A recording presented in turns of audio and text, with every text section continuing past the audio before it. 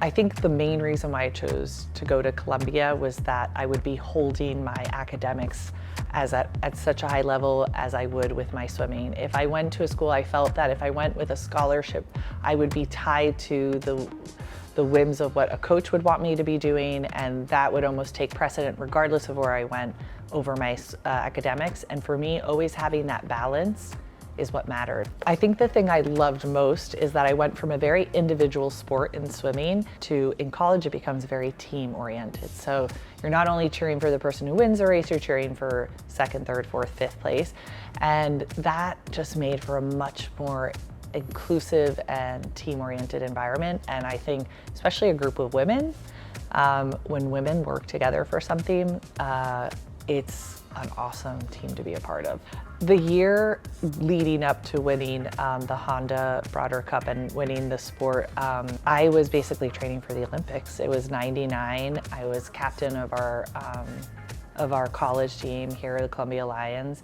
And I think I was so focused on enjoying myself, because that was a real lesson I learned from moving from such a solitary place in the sport, and almost too solitary, to being part of a team. Is like, this is the momentum I want to be a part of.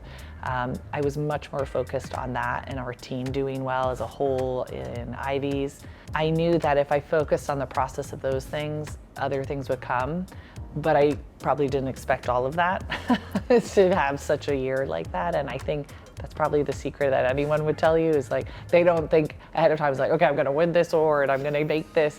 You have these kind of North Stars you focus on, and you see what comes of it. But when you're enjoying the process of it, that's enough, that is. The Honda Broderick Cup was such an incredible experience, I have to tell you. I had known basically about the CWSA award. Being in the sport of swimming, you know about the people who have won it in swimming.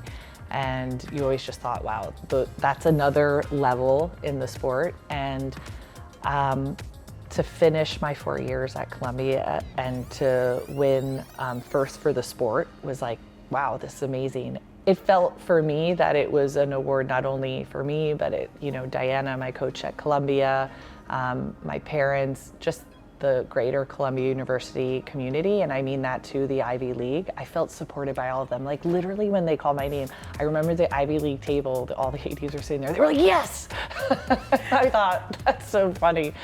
But it felt like such an honor to be representing this league, this conference.